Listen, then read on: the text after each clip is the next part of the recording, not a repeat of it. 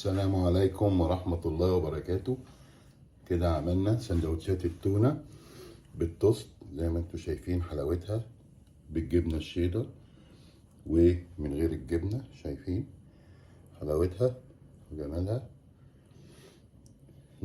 توست اللي هو بالردة وحمصناه في التوستر، حطينا شوية جارنش شيبسي تركيا او شيبسي عادي.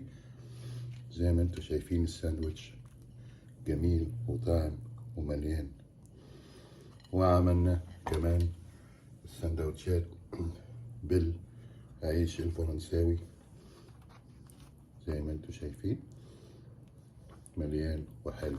ويا رب تكون الوصفة السهلة دي عجبتكم، وان شاء الله نشوفكم في وصفات سهلة جديدة قريب. كل سنة وانتوا طيبين، وشكرا لحسن المتابعة.